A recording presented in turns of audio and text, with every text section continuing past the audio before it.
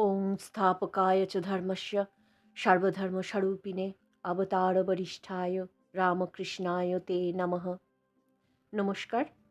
ঠাকুর শ্রী রামকৃষ্ণ পরমহংসদেবের শ্রীচরণে, সংঘজননী শ্রী শ্রীমা সারদা দেবীর শ্রীচরণে এবং যুগনায়ক স্বামী বিবেকানন্দের শ্রীচরণে আমার সশ্রদ্ধ ভক্তিপূর্ণ প্রণাম। শ্রদ্ধেয় স্বামী শান্তরূপানন্দজি মহারাজের লেখা শ্রীরামকৃষ্ণ চিত্রকথা বইটি থেকে আজ শেষ পর্ব পাঠ করে শোনাব। শ্রীরামকৃষ্ণ ও লক্ষ্মীনারায়ণ।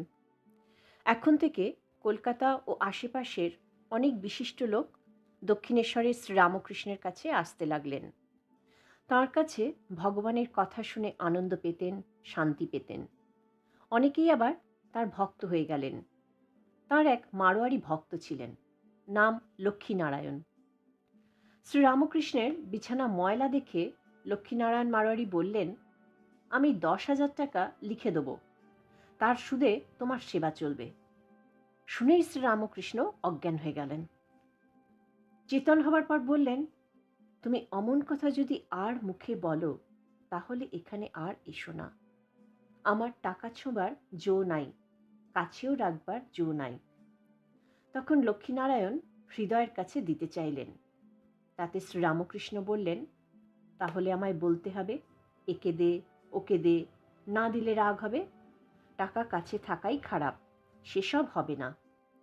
পরে শ্রীরামকৃষ্ণ বলতেন, মারোয়ারি ভক্ত যখন 10,000 টাকা দিতে চাইল তখন আমার মাথায় যেন করাত বসিয়ে দিল। মাকে বললাম, মা, এতদিন পরে আবার লোভ দেখাতে এসেছিস? ভক্ত সকলকে আহ্বান। সাধনার শেষে শ্রীরামকৃষ্ণের মনে এক অভিনব বাসনার উদয় হল। জগন্মাতা শ্রীরামকৃষ্ণকে দেখিয়েছিলেন যে তাঁর কাজের সাহায্যের জন্য ভক্ত সকল আসবে। এখন সেই সব ভক্তদের দেখবার জন্য ও তাদের ভিতর নিজ ধর্মশক্তি সঞ্চারের জন্য ব্যাকুল হয়ে উঠলেন। দিনের বেলায় কোনো রকমে ওই ব্যাকুলতা সামলিয়ে রাখতেন। বিষয়ী লোকের বিষয় প্রসঙ্গ শুনে তাঁর ভীষণ কষ্ট হতো। তখন ভাবতেন, ভক্তেরা এলে ঈশ্বরীয় কথা বলে প্রাণটা জুড়াবে। সারাদিন প্রত্যেক কাজের মাঝে কেবল ভক্তদের আগমনের কথাই চিন্তা করতেন। কোন ভক্তকে কি বলবেন, কোন ভক্তকে কি দেবেন, এই সব ভেবে প্রস্তুত হয়ে থাকতেন। সন্ধ্যাবেলায় তিনি একেবারে অধৈর্য হয়ে পড়তেন। ভাবতেন, একটা দিন চলে গেল, তারা বুঝি কেউ এলো না। সন্ধ্যার সময় কালীবাড়িতে বিভিন্ন মন্দিরে আরতির কাঁসর ঘণ্টা শঙ্খধ্বনিতে চারিদিক মুখরিত। তখন শ্রীরামকৃষ্ণ কুঠির ছাদে গিয়ে যন্ত্রণায় অস্থির হয়ে কাঁদতে কাঁদতে চিৎকার করে বলতেন, তোরা সব কে কোথায় আছিস? আয় রে, তোদের না দেখে আর থাকতে পারছি না। কি ব্যাকুলতা! মা তার ছেলেকে দেখবার জন্য কিংবা বন্ধু বন্ধুর সঙ্গে মিলনের জন্য ওইরূপ ব্যাকুলতা অনুভব করে কিনা সন্দেহ। কয়েকদিন পরে ভক্ত সকল একে একে আসতে লাগল। ভক্ত সঙ্গে শ্রীরামকৃষ্ণ। এই সময় কত বড় বড় পণ্ডিত সাধক শ্রীরামকৃষ্ণের কাছে আসতে লাগলেন। স্কুল কলেজের ছেলেরাও আসতে লাগলো। তিনিও মাঝে মাঝে ভক্তদের বাড়িতে যেতেন। কত ঈশ্বরীয় প্রসঙ্গ, নাম, গান, সংকীর্তন হতো। কখনো কখনো আনন্দে বিভোর হয়ে নাচতেন, কখনো বা সমাধিস্থ হতেন। সে এক অদ্ভুত দৃশ্য। ব্রাহ্ম সমাজের নেতা কেশবচন্দ্র সেনের সঙ্গে শ্রীরামকৃষ্ণের সাক্ষাৎ হয়। তাঁরা পরস্পরের প্রতি আকৃষ্ট হয়েছিলেন। কেশব সেন দলবল নিয়ে প্রায় দক্ষিণেশ্বরে আসতেন। মধ্যে মধ্যে তার কমলকুটির নামক বাড়িতে শ্রীরামকৃষ্ণকে নিয়ে যেতেন। সুলভ সমাচার, সানডে মিরর প্রভৃতি বিভিন্ন পত্রপত্রিকায় তিনি শ্রীরামকৃষ্ণের কথা, উপদেশ প্রকাশ করেন। ফলে সাধারণ লোকে শ্রীরামকৃষ্ণ সম্বন্ধে জানতে পারল। ক্রমে ক্রমে বিজয়কৃষ্ণ গোস্বামী, মহেন্দ্রনাথ গুপ্ত, গিরিশচন্দ্র ঘোষ, বলরাম বসু, রামচন্দ্র দত্ত, মনমোহন মিত্র, সুরেন্দ্রনাথ মিত্র প্রমুখ ভক্তেরা আসতে লাগলেন। এইভাবে ভক্ত সঙ্গে সংকীর্তনানন্দে নানা ঈশ্বরীয় প্রসঙ্গে দিন কাটতে লাগল। নরেন্দ্রনাথ। ছেলেদের শ্রীরামকৃষ্ণ খুব ভালোবাসতেন, কেননা তারা শুদ্ধ সত্য, ফুলের মতো পবিত্র। ছোকরা ভক্তদের মধ্যে প্রথমে রাখাল স্বামী ব্রহ্মানন্দ, তারপর নরেন্দ্রনাথ, স্বামী বিবেকানন্দ ও অন্যান্যরা আসেন।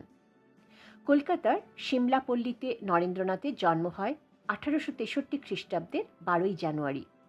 তার বাবার নাম বিশ্বনাথ দত্ত, মা ভুবনেশ্বরী দেবী। নরেন্দ্রনাথের ছিল সুঠাম দেহ, সুন্দর চোখ, অপূর্ব মেধা ও তীক্ষ্ণ বুদ্ধি। শ্রীরামকৃষ্ণ বলতেন, নরেন্দ্রের মতো একটি ছেলেও আর দেখতে পেলাম না। যেমন গাইতে বাজাতে, তেমনই লেখাপড়ায়, তেমনই বলতে কইতে, আবার তেমনই ধর্ম বিষয়ে। ছেলেবেলা থেকেই নরেন্দ্রনাথের ভগবানে বিশ্বাস। সব সময় সত্য কথা বলতেন, পবিত্র জীবনযাপন করতেন। বয়স বাড়ার সঙ্গে সঙ্গে ভগবানকে জানার জন্য ব্যাকুলতাও বাড়তে লাগল। ধার্মিক লোক দেখলেই তিনি প্রশ্ন করতেন, আপনি ভগবানকে দেখেছেন? সোজা উত্তর কারোর কাছে পেলেন না। সিমলাপল্লীর সুরেন্দ্রনাথ মিত্র 1881 খ্রিস্টাব্দের নভেম্বর মাসে একদিন শ্রীরামকৃষ্ণকে নিজের বাড়িতে আনেন। সুকণ্ঠ গায়কের অভাব হওয়ায় তিনি নরেন্দ্রনাথকে শ্রীরামকৃষ্ণের নিকট গান গাইবার জন্য ডেকে নিয়ে আসেন। শ্রীরামকৃষ্ণের সঙ্গে নরেন্দ্রনাথের এই প্রথম মিলন। শ্রীরামকৃষ্ণ তাঁকে একদিন দক্ষিণেশ্বরে যেতে বললেন। নরেন্দ্রনাথ দক্ষিণেশ্বরে গেলেন একদিন। শ্রীরামকৃষ্ণ তাঁকে গান গাইতে বললেন। নরেন্দ্রনাথ মনোচল নিজ নিকেতনে গানটি গাইলেন। তারপর হঠাৎ তাঁর হাত ধরে শ্রীরামকৃষ্ণ ঘরের উত্তর দিকের বারান্দায় নিয়ে গেলেন। পূর্ব পরিচিতের ন্যায় বলতে লাগলেন, এতদিন পরে আসতে হয়? আমি তোমার জন্য কিরূপ অপেক্ষা করে আছি তা একবারও ভাবতে নাই। কিছুক্ষণ পরে আবার করজোরে বলতে লাগলেন, জানি আমি প্রভু, তুমি সেই পুরাতন ঋষি, নররূপী নারায়ণ, জীবের দুঃখ দূর করতে পুনরায় শরীর ধারণ করেছ। নরেন্দ্রনাথ তো অবাক, ভাবলেন এ তো একেবারে উন্মাদ, নাহলে বিশ্বনাথ দত্তের ছেলে আমি, আমাকে এইসব কথা বলে। তারপর নরেন্দ্রনাথ প্রশ্ন করলেন, আপনি কি ভগবানকে দেখেছেন? তৎক্ষণাৎ শ্রীরামকৃষ্ণ বললেন, হ্যাঁ দেখেছি, তোমাকে যেমন দেখছি তেমনই স্পষ্টভাবে দেখেছি। যদি চাও তোমাকেও দেখাতে পারি। নরেন্দ্রনাথ অন্ধকারে পথ খুঁজে পেলেন। শ্রীরামকৃষ্ণের কথাগুলি তার মনে দাগ কাটল। বুঝলেন যেরকম খুঁজছিলেন এবার ঠিক সেই রকম গুরুই পেয়েছেন। শ্রীরামকৃষ্ণ উপদেশ। ক্রমশ ভক্ত সমাগম বাড়তে লাগলো। এদের মধ্যে একজনের নাম মহেন্দ্রনাথ গুপ্ত। তিনি শ্যামবাজার মেট্রোপলিটন স্কুলের প্রধান শিক্ষক ছিলেন। এই জন্য তিনি মাস্টার মহাশয় নামেই বেশি পরিচিত। শ্রীম তাঁর ছদ্মনাম। তিনি প্রায়, বিশেষত রবিবারে, দক্ষিণেশ্বরে যেতেন। শ্রীরামকৃষ্ণের সঙ্গে যেদিন যা কথা হতো বার, তিথি, নক্ষত্র, তারিখ দিয়ে সব লিখে রাখতেন। সেসব কথা পরে লিখে শ্রী শ্রী রামকৃষ্ণ কথামৃত নামে 5 খণ্ড বইয়ে প্রকাশ করলেন। এই বই পড়লে জানা যায় শ্রীরামকৃষ্ণ কত সহজ কথায়, গল্পের মাধ্যমে ভগবানের কথা বুঝিয়ে বলতেন। শ্রীরামকৃষ্ণ সোজা সোজা কথায়, ছোট ছোট গল্পে, উপমা ও দৃষ্টান্তে এমন সুন্দর উপদেশ দিতেন, লোক মুগ্ধ হয়ে শুনত আর সকলে শান্তি লাভ করত। এখানে আমরা দু একটি গল্পের উল্লেখ করব। শ্রীরামকৃষ্ণ বলতেন, আন্তরিক হলে সব ধর্মের ভিতর দিয়াই ঈশ্বরকে পাওয়া যায়। বৈষ্ণবেরাও ঈশ্বরকে পাবে, শাক্তরাও পাবে, বেদান্তবাদীরাও পাবে, ব্রহ্মজ্ঞানীরাও পাবে, আবার মুসলমান, খ্রিস্টান এরাও পাবে। আন্তরিক হলে সবাই পাবে। কেউ কেউ ঝগড়া করে বসে। তারা বলে, আমাদের শ্রীকৃষ্ণকে না ভজলে কিছুই হবে না, কি আমাদের মা কালীকে না ভজলে কিছুই হবে না, আমাদের খ্রিস্টান ধর্মকে না নিলে কিছুই হবে না। এসব বুদ্ধির নাম মতুয়ার বুদ্ধি, অর্থাৎ আমার ধর্মই ঠিক আর সকলের মিথ্যা। এই বুদ্ধি খারাপ।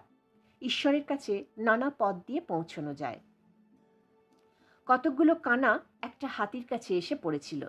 একজন লোক বলে দিলে, এই জানোয়ারটির নাম হাতি। তখন কানাদের জিজ্ঞাসা করা হলো, হাতিটি কিরকম? তারা হাতির গা স্পর্শ করতে লাগলো। একজন বললে, হাতি একটা থামের মতো। সে কানাটি কেবল হাতির পা স্পর্শ করেছিল। আর একজন বললে, হাতিটা একটা কুলোর মতো। সে কেবল একটা কানে হাত দিয়ে দেখেছিল। এই রকম যারা সুরে কি পেটে হাত দিয়ে দেখেছিল তারা নানা প্রকার বলতে লাগলো। তেমনি ঈশ্বর সম্বন্ধে যে যতটুকু দেখেছে সে মনে করেছে ঈশ্বর এমনই, আর কিছু নয়। সংসারে কিরকম করে থাকতে হবে?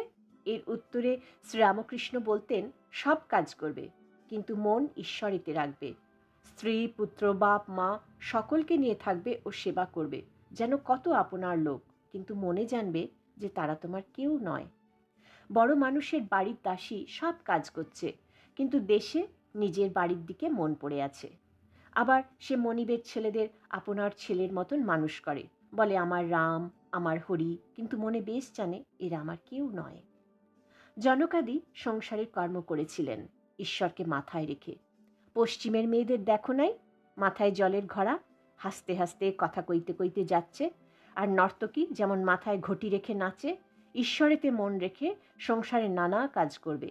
কিন্তু অভ্যাস চাই, আর হুঁশিয়ার হওয়া চাই, তবে দুদিক রাখা যায়। সংসার জল, আর মনটি যেন দুধ। যদি জলে ফেলে রাখো তাহলে দুধে জলে মিশে এক হয়ে যায়। খাঁটি দুধ খুঁজে পাওয়া যায় না। দুধকে দই পেতে মাখন তুলে যদি জলে রাখা যায় তাহলে ভাসে। তাই নির্জনে সাধনা দ্বারা আগে জ্ঞান ভক্তিরূপ মাখন লাভ করবে। সেই মাখন সংসার জলে ফেলে রাখলেও মিশবে না, ভেসে থাকবে। কাশীপুরে শ্রীরামকৃষ্ণ। শ্রীরামকৃষ্ণ দক্ষিণেশ্বরে থেকে ভক্ত সকলকে অবিরাম ঈশ্বরীয় কথা শোনাতেন। তারপর তাঁর গলায় দুরারোগ্য ক্যান্সার হলো। চিকিৎসার সুবিধার জন্য ভক্তেরা তাকে 1885 খ্রিস্টাব্দের অক্টোবর মাসে কলকাতার শ্যামপুকুর একটি বাড়িতে নিয়ে এলেন। পরে ডাক্তারদের পরামর্শে সেখান থেকে নিয়ে গেলেন কাশীপুরে একটি বাগান বাটিতে। শ্রীরামকৃষ্ণের সেবার জন্য এখানে সারদা দেবীকে আনা হলো। গৃহী ভক্তেরা অর্থ সাহায্য দিলেন, আর যুবক ভক্তেরা সেবার দায়িত্ব নিলেন। 1886 খ্রিস্টাব্দের 1 জানুয়ারি ছুটির দিন, তাই আজ অনেক ভক্ত এসেছেন। শ্রীরামকৃষ্ণ অনেকটা সুস্থ বোধ করছেন। বেলা 3টার সময় শ্রীরামকৃষ্ণ দোতলা থেকে নিচে নামলেন। সহসা তাঁকে দেখতে পেয়ে গৃহী ভক্তেরা তাঁর কাছে এলেন।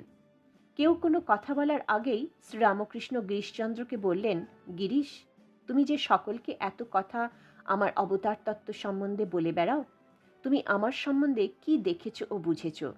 গিরিশ নতজানু হয়ে করজোরে গদগদ স্বরে বললেন, ব্যাস বাল্মীকি যাঁর ইয়ত্তা করতে পারেননি, আমি তাঁর সম্বন্ধে অধিক কি আর বলতে পারি?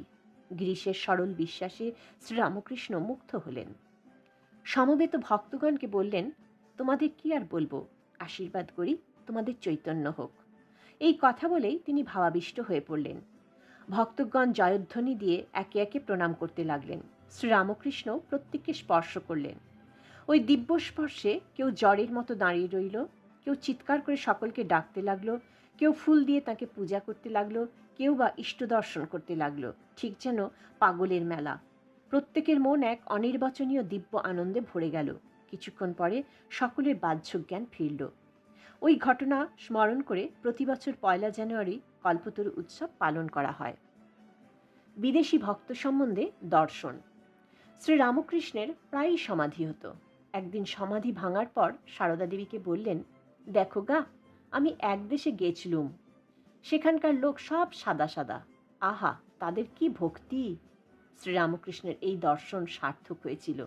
কেননা পরে দেখা যায় মিসেস অলিবুল, মার্গারেট নভেল, ভগিনী নিবেদিতা, ক্যাপ্টেন ও Mrs Sevier, Miss MacLeod, Goodwin প্রভৃতি বিদেশিরা শ্রীরামকৃষ্ণের ভক্ত অনুরাগী হলেন। শ্রীরামকৃষ্ণের ভক্তেরা অসংখ্য।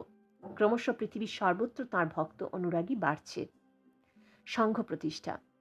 কাশীপুর উদ্যানবাটিতে নরেন্দ্রনাথের পরিচালনায় যুবক ভক্তবৃন্দ শ্রীরামকৃষ্ণের সেবা কার্যে আত্মনিয়োগ করেন। গুরু সেবার অবকাশে শাস্ত্রপাঠ, ধ্যান, সাধন ভজন চলত। মাঝে মাঝে দক্ষিণেশ্বরে গিয়ে সারা রাত ধ্যান করতেন। কেউ কেউ তীর্থ দর্শনেও গিয়েছিলেন। একদিন বুড়ো গোপাল স্বামী অদ্বৈতানন্দ কলকাতায় সমবেত গঙ্গাসাগর যাত্রী সাধুদের গেরুয়া কাপড় ও রুদ্রাক্ষের মালা দেওয়ার ইচ্ছা প্রকাশ করেন। তখন শ্রীরামকৃষ্ণ তাঁর যুবক ভক্তদের দেখিয়ে বুড়ো গোপালকে বললেন, তুমি এদের চেয়ে ভালো ত্যাগী সন্ন্যাসী আর কোথায় পাবে? তোমার গেরুয়া ও রুদ্রাক্ষের মালা এদের দাও। শ্রীরামকৃষ্ণের কথায় রাজি হয়ে বুড়ো গোপাল 12খানা গেরুয়া কাপড় ও রুদ্রাক্ষের মালা তাঁর হাতে দিলেন। শ্রীরামকৃষ্ণ ওগুলি নরেন্দ্রনাথ প্রভৃতি যুবক ভক্তদের মধ্যে বিতরণ করলেন। 1খানা কাপড় গিরিশের জন্য আলাদা করে রেখে দিলেন। পরে একদিন শ্রীরামকৃষ্ণ যুবক ভক্তদের জন্য এক বিশেষ অনুষ্ঠান করেন এবং সকলকে ভিক্ষা করতে বললেন। শ্রীরামকৃষ্ণ এইভাবে কাশীপুর উদ্যানবাটিতে ত্যাগী ভক্তদের একত্র করে নিজের হাতে রামকৃষ্ণ সংঘের প্রতিষ্ঠা করেন। সেই ত্যাগীদের নাম নরেন্দ্র, রাখাল, যোগীন্দ্র, বাবুরাম, নিরঞ্জন, তারক, শরৎ, শশী, গোপাল, কালী ও লাটু। উদ্বৃত্ত গেরুয়াখানি পরে গিরিশচন্দ্র নিয়েছিলেন। তোকে যথাসর্বস্ব দিয়ে ফকির হলুম। শ্রীরামকৃষ্ণের দেহত্যাগের সময় আগত প্রায়। গলার রোগ ভালো হওয়ার কোনো লক্ষণ দেখা যাচ্ছে না। লীলা সংবরণের কয়েকদিন আগে থেকে তিনি নরেন্দ্রনাথকে রোজ সন্ধ্যায় নিজের কাছে ডাকতেন। ঘরে তখন অন্য কেউ থাকতো না। 2-3 ঘণ্টা ধরে তিনি নানাবিধ উপদেশ দিতেন। দেহত্যাগের 3-4 দিন আগে শ্রীরামকৃষ্ণ নরেন্দ্রনাথকে সামনে বসালেন। তারপর তিনি গভীর সমাধিতে মগ্ন হলেন। তখন নরেন্দ্রনাথ অনুভব করলেন যেন এক প্রবল তড়িৎ প্রবাহ তাঁর শরীরে প্রবেশ করছে। ক্রমে তিনি বাহ্যজ্ঞান হারালেন। পরে প্রকৃতিস্থ হয়ে দেখেন শ্রীরামকৃষ্ণের চোখে জল। তিনি এর কারণ জিজ্ঞাসা করলেন। তখন শ্রীরামকৃষ্ণ বললেন, আজ তোকে যথাসর্বস্ব দিয়ে ফকির হলুম।